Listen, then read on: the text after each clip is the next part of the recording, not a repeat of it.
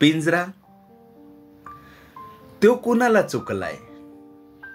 अव माणसाचं घर तरी काय असतं, तो बी एक पिंजराच की.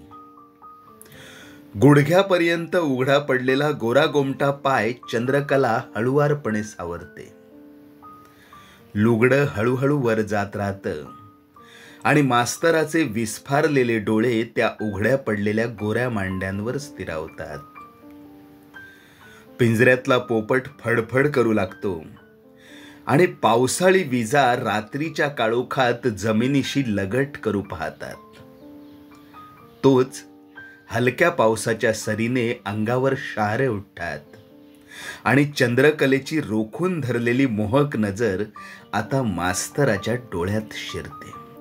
चंद्रकलेसाठी इतका वेळ चुलीवर उकळत ठेवलेले आमसुलाचे सार रटमट करीत उकळी आल्याची पुसटशी कल्पना देत राहते आणि कातील नजरेची चंद्रकला विजेच्या कडकडाटात मास्तराच्या मिठीत विसावते आणि आदर्शवादी मास्तराचा शिकवणीचा खडू त्या आमसुलाच्या सारात पडतो. तुम्हावर केली मी मर्जी बहाल, नका सोडून जाऊ रंग महाल. आली ठुमकत नार लचकत मान मुरडत हिरव्या राणी. ग साजणी छबीदार छबी मी तोऱ्यात उभी, मला लागली कुणाची उचकी. कशी नशिबान थट्टा आज मांडली. अशा अजरामर गाण्यांनी मराठी रसिकांना भुरळ घालणारा संगीतकार राम कदम, गीतकार जगदीश खेबुडकर, गायिका लता मंगेशकर, उषा मंगेशकर, सुधीर फडके, महेंद्र कपूर, जयवंत कुलकर्णी, कथा कल्पना अनंत माने आणि व्ही शांताराम यांच्या दिग्दर्शनाने चार चांद लावलेला हा पहिला मराठी रंगीत सिनेमा होता पिंजरा. साधारण 70च्या दशकात मराठी चित्रपटसृष्टीला पिंजरा नावाच्या कलाकृतीचं सोनेरी स्वप्न पडलं आणि हे स्वप्न सत्यात उतरलं 31 मार्च 1972 रोजी. हा चित्रपट प्रेक्षकांनी अक्षरशः डोक्यावर घेतला. सदाबहार गाणी आणि लावण्यांच्या सुरेल आविष्काराबरोबरच सामाजिक संदेश देणाऱ्या पिंजरा चित्रपटाची जादू आजही कायम आहे. अभिनेते श्रीराम लागू यांचा हा पहिला चित्रपट. नजरेतील अभिनयाने आणि शब्दफेकीने श्रीराम लागू यांनी रसिकांच्या मनात घर केलं. पण पिंजरा चित्रपट गाजला तो निळू फुले यांच्या बेरकी अभिनयाने आणि नकारात्मक व्यक्तिरेखा असूनही नायिका असलेल्या चंद्रकला अर्थात अभिनेत्री संध्या यांची भावपूर्ण डोळ्यातील नजर, नृत्यातील सफाईदारपणा, मोहक सौंदर्य आणि कौशल्यपूर्ण अभिनयाने. पिंजरा चित्रपटाने मराठी चित्रपट सृष्टीचे सर्व पाश तोडून आकाशात उंच भरारी घेतली. पिंजरा नुसता व्यावसायिक चित्रपट नव्हता, तर ती एक अजरामर कलाकृती होती. अवघ्या 20 लाखात बनलेल्या या चित्रपटाने कोटींची उड्डाणे घेतली. महाराष्ट्रातल्या सिनेमागृहात ऑइल पेंट केलेली हाऊसफुलची पक्की पाटी थिएटर बाहेर लावायला भाग पाडली ती पिंजरा सिनेमाने. पुण्यात पिंजरा सिनेमाचं पोस्टर तब्बल 3.5 वर्ष थिएटरमधून खाली उतरवलं नव्हतं. हिंदी सिनेमा निर्मात्यांनी या पिंजरा चित्रपटाची धास्ती घेतली. आपल्या दमदार अभिनयाने विजया देशमुख अर्थात अभिनेत्री संध्या शांताराम महाराष्ट्रातील कानाकोपऱ्यात पोहोचल्या. नमस्कार मित्रांनो, मी प्रणय राऊत.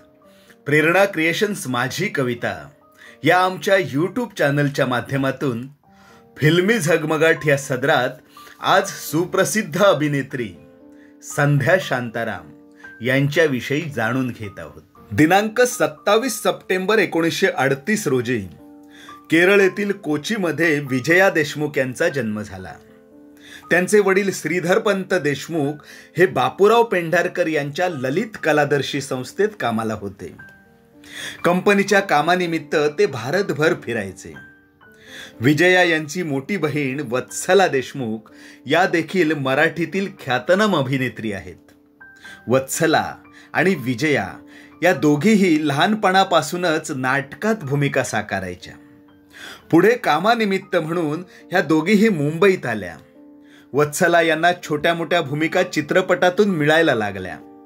याच दरम्यान 1951 साली अमर भूपाळी या चित्रपटासाठी ख्यातनाम दिग्दर्शक आणि निर्माता व्ही शांताराम एका नव्या चेहऱ्याच्या शोधात होते. तेव्हा वत्सलाबाईंनी विजया यांना ऑडिशनसाठी पाठवले. पण विजया यांचा अभिनय शांताराम यांना तितका प्रभावी वाटला नाही. पण विजया यांच्या आवाजाने मात्र शांताराम यांच्यावर जादू केली. नृत्य शिकण्याच्या अटीवर व्ही शांताराम यांनी विजया यांना संधी दिली. व्ही शांताराम यांनीच विजया यांचे नाव बदलून संध्या असे ठेवले. शांताराम यांनी अमर भूपाळी चित्रपटात अशी काही जादू केली की हा चित्रपट सुपरहिट झाला. 1952 साली कान्स चित्रपट महोत्सवात संध्या यांच्या भूमिकेला नामांकनही मिळाले. त्यानंतर परछाई चित्रपटात शांताराम यांची दुसरी पत्नी जयश्री सोबत संध्या यांनी सह अभिनेत्रीची भूमिका साकारली. परछाईच्या चित्रीकरणावेळीच संध्या आणि व्ही शांताराम यांच्यात जवळीकता वाढली. 1956 साली दुसरी पत्नी जयश्री यांना शांताराम यांनी घटस्फोट दिल्यानंतर अवघ्या एका महिन्यातच संध्या यांच्याशी विवाह केला. पुढे आलेला 3 बत्ती 4 रास्ता या चित्रपटाने संध्या यांना खरी ओळख दिली. संध्या यांचा चित्रपट प्रवास जरी सुरू झाला असला तरी नृत्यांगना म्हणून त्यांना ओळख मिळाली ती झनक झनक पायल बाजे या चित्रपटातून. नृत्यगुरू गोपी कृष्ण यांच्याकडून त्या नृत्य शिकल्या आणि पुढे नृत्य आणि अभिनय यामुळे त्यांचा प्रवास बहरत गेला. 2 आंखें 12 हात, नवरंग या चित्रपटांनी संध्या यांच्या जीवनाला कलाटणी मिळाली. आजही होळीचा सण म्हटला की संध्या यांचं अरे जा रे हट नटखट हे गीत हमखास वाजते. पुढे जलबिन मछली, नृत्यबिन बिजली हा चित्रपट सुद्धा चांगला चालला. पण 1972 साली आलेला मराठी चित्रपट सृष्टीत सुवर्ण अक्षरांनी लिहिला गेलेला आणि संध्या यांच्या जीवनाला कलाटणी देणारा पहिला मराठी रंगीत सिनेमा म्हणजे पिंजरा. नाट्यसृष्टीत कसलेला अभिनेता श्रीराम लागू आणि बेरकी खलनायक निळू फुले यांच्यासोबत तोडीस तोड भूमिका संध्या यांनी साकारली. या चित्रपटात त्यांच्या खऱ्या बहिणीने वत्सला देशमुख यांनी आईची भूमिका साकारली. हा योग तसा चित्रपट सृष्टीत दुर्मिळच. पिंजराला 1972 सालचा सर्वोत्कृष्ट मराठी चित्रपट हा पुरस्कार देखील मिळाला. त्या काळात कमाईचे सर्व रेकॉर्ड या चित्रपटाने ब्रेक केले. या चित्रपटातील लावण्या संध्या यांनी आपल्या नृत्य आणि अभिनयाने जिवंत केल्या. आश्चर्याची बाब म्हणजे चित्रपट करिअरमध्ये उच्चांकावर असतानाच संध्या यांनी या झगमगीत चंदेरी दुनियेपासून दूर राहण्याचा निर्णय घेतला. त्यानंतर त्या सार्वजनिक कार्यक्रमातही फारशा दिसल्या नाहीत. 1998 साली आलेल्या करीब या चित्रपटात त्यांनी छोटीशी भूमिका साकारली, पण त्या पुन्हा चित्रपटात दिसल्या नाहीत. संध्या यांनी आपल्या कारकिर्दीत फक्त 14 चित्रपट केलेत, पण या 14 चित्रपटांमुळेच त्यांना आज तगायत सिनेरसिक विसरू शकले नाहीत.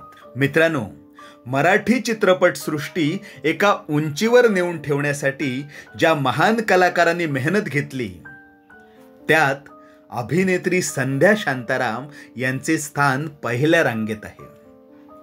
जोपर्यंत लावणी जिवंत आहे तोपर्यंत संध्या यांना विसरणे शक्यच नाही. मित्रांनो, प्रेरणा क्रिएशन्स माझी कविता या आमच्या यूट्यूब चॅनलच्या माध्यमातून फिल्मी झगमगाट या सदरात आपण कलाकारांचा जीवन प्रवास जाणून घेतो. हे सदर कसे वाटले हे कमेंट करून नक्की सांगा. आणि आमच्या चॅनलवर जर आपण नवीन असाल तर चॅनलला नक्की सबस्क्राईब करा. मी प्रणय राऊत आपली तात्पुरती रजा घेतो. लवकरच भेटूया एका नव्या व्हिडिओसह. धन्यवाद.